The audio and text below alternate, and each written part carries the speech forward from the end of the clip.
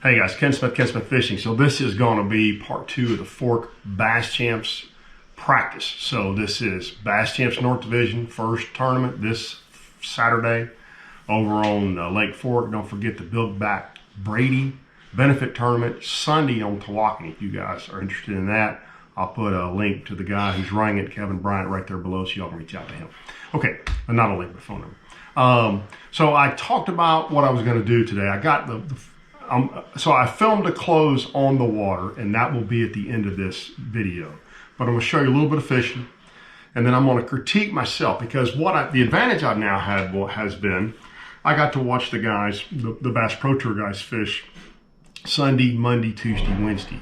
So it gives me a chance to look at what I was doing versus what they're doing and critique kind of my practice, which was a pretty interesting exercise. So stick around for that. That will be right after the fishing. I will say the one thing I have enjoyed probably the most about this tournament is that on most of these tournaments, these guys are yelling biggin', and they're pulling a 2-pounder out. And that is not the case here. So I did the math just a minute ago. There were the top 8 guys caught 318 fish today for an average of 4.4 pounds. And even down to 30th place, the average is almost 4 pounds. He only caught 2 fish, but that's pretty remarkable for the average fish. Now, you got to remember, though, that at Bass Champs, most of those fish are not keepers because it's got to be under 16 or over 24. But I just found it really refreshing that one of the guys today, so it's got to be a 2-pounder to be a keeper, and he kind of flips a fish up and he catches it, and he said, I think that's weighed 311. So they went from big eyeing them to small eyeing them just like that, because they're catching such a big quality fish over on Fork right now. So let's go to the fish, and then I'll come back and I'll critique me. Thanks, guys.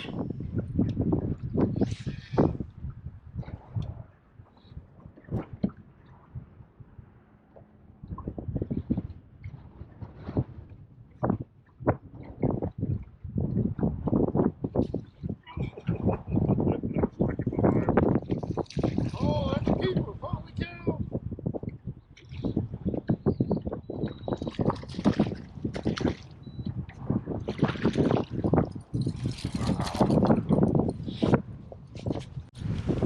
Well, that's probably another slot fish.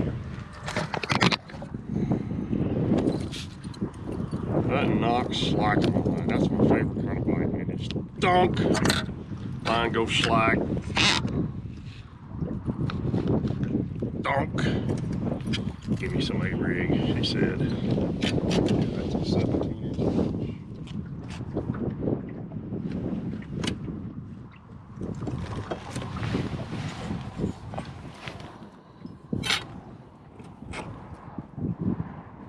17 inches. Another short fish or long fish, according to how you look at it. Still really fun to catch. Man, oh man, those are fun to catch. Try to catch another one.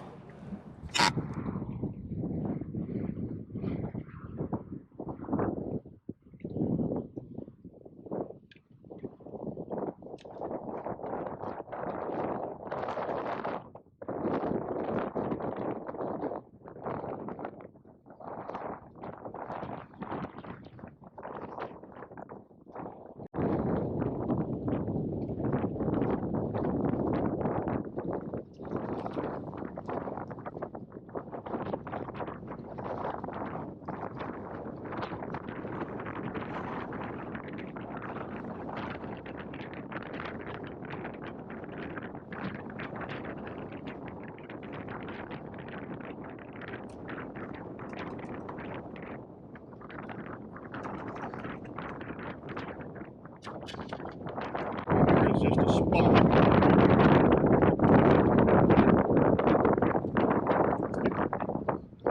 Another 4.5, 5-pound fish. Dunk. God. Did not want that jerkbait though. Not even.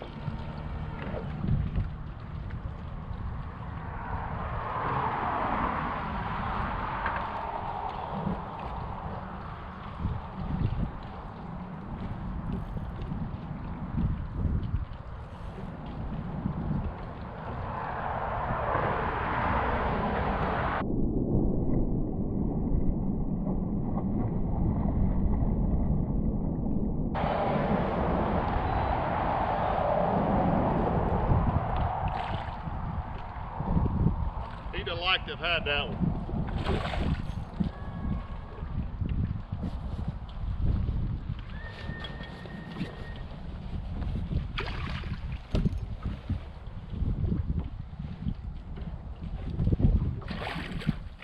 That fish wasn't in 2 feet of water.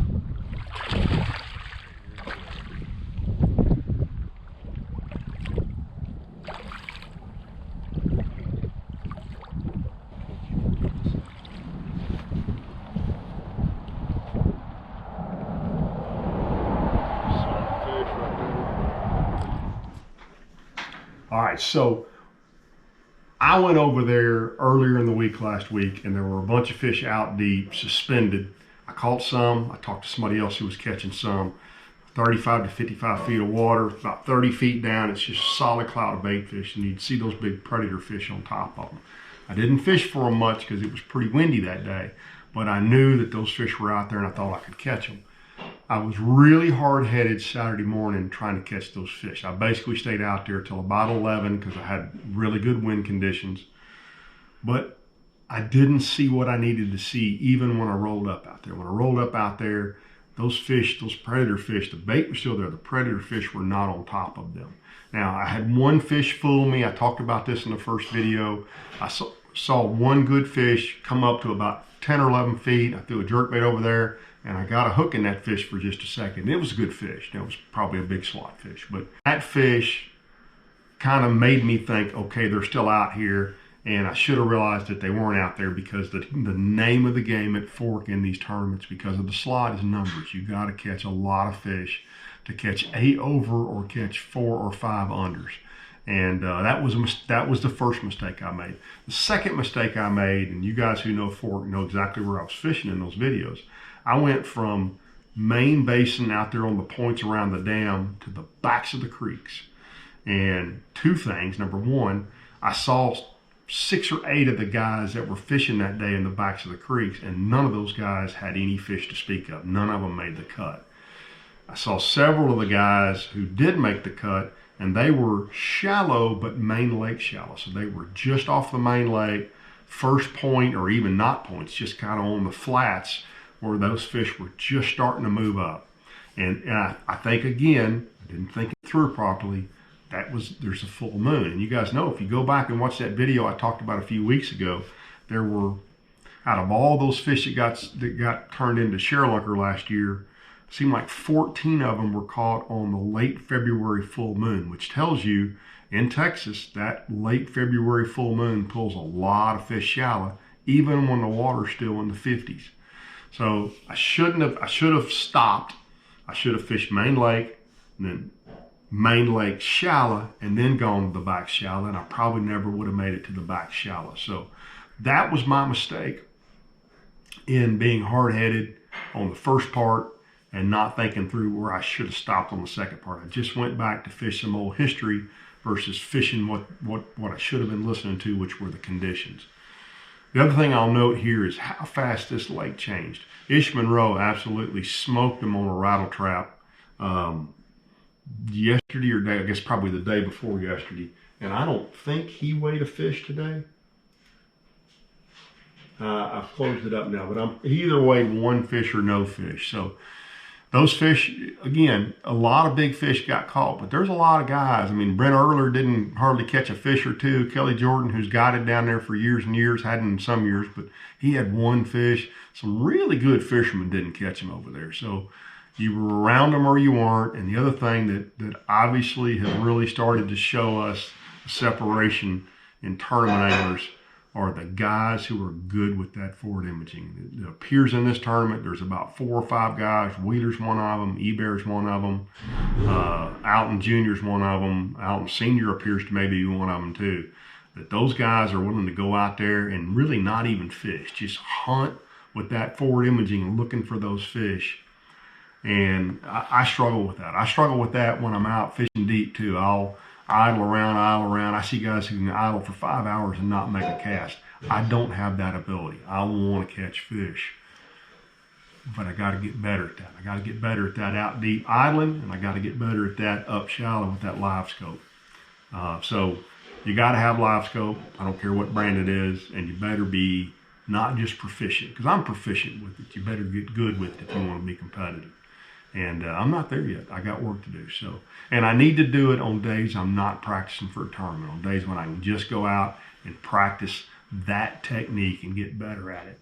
And so Spencer Shuffield's another guy. He's not in this tournament, that apparently is extremely good at this. And a friend is a friend of Spencer's, and he said that he spent a very significant amount of time only doing that, only going out and fishing at Ouachita with that live scope to get better at it, to understand distances, to see how those fish react, to really get good at it. And obviously I got to do that too. So I'll take you guys on that journey with me as well. I hope you enjoyed this. Terry and I will be at Fork this weekend. We'll be in the Ross Mercury powered Bass Cat. Still got the Spark Energy logo on it, along with Waterland and 6 Cents. So if you see me, please say hello. And we'll see you guys back on the channel here next week with Lake Fork footage. And we had a conversation today with John, who is he oversees aquatic vegetation for Texas Park and Wildlife across Texas. We had a nice 1.5 hour long conversation today. We'll have the first part of that video up next Thursday, talking about what's going on with vegetation, specifically in Rayburn and Toledo, but across the entire lake as well. So I think you guys will enjoy that. Thanks for tuning in, guys.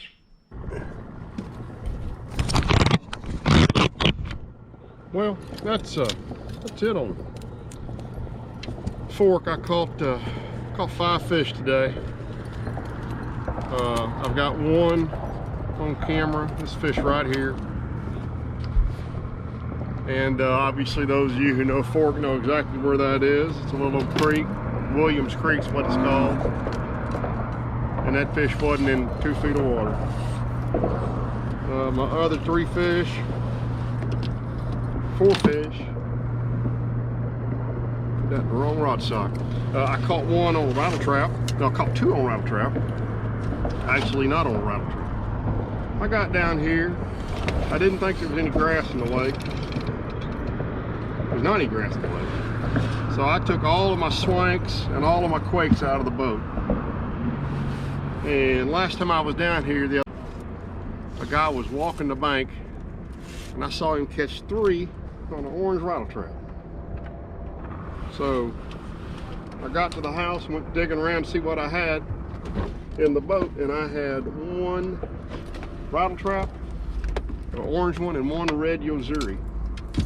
So I got out that red Yozuri today, caught a couple on it. And I think, from what somebody I talked to on the water said today, that maybe the guy leading this tournament is throwing her dadgum rattle trap. It makes no sense,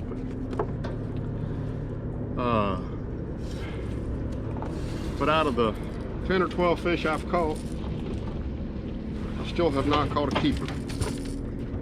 Now that's not to say I hadn't caught some really nice fish. I just can't catch them small enough, and stupid as that sounds, or big enough. I talked to Terry a little earlier, and he's had a couple of bites today, and he did have one that he pulled to the top of the water. He said was a great big one. He lost a fish. He had just caught a 4-pounder, and he said it was a great big one. And I had a couple slapping A-rig today, one of which I got a look at on forward imaging on the live scope, and it was a big one. But it's a long day to get that few bites. And I know some of the BPT guys are whacking on them, so just like you guys, I'll be interested tomorrow morning, because I'm not coming back over, to get up and just see how the crap those guys are catching. So that's my Lake Fork Bass Champs practice report. Sorry it isn't more exciting. I did catch a couple nice fish the other day, but again, they're slots. So you just got to get lucky and catch 5 under or 4 under and 1 great big one. And that great big one at this point, you know, these fish are so fat right now, it's probably going to have to be at the very minimum 8 pounds. They're probably more like 9.5 pounds to be over 24. So we'll see y'all next fishing, the next Next fishing video will be next week. That'll be Terry and I fishing bass champs together. I don't know what boat we're going to fish out of. We'll talk this week. I think he's got some waypoints he may want to fish. We may fish out of his brand new Phoenix. I'm interested to see it. I saw it today. It's a pretty blue boat. So thanks for tuning in, guys. I got some stuff coming up for Thursday. I hope if I can get it filmed in the next couple of days. Otherwise, this might be a one video week. That happens every once in a while, especially when I'm busy. Unfortunately, the life insurance business is busy right now. So any of you guys need life insurance, Ken Smith Fishing, Ken Smith Life Insurance. Thanks for tuning in, guys. We'll see y'all soon.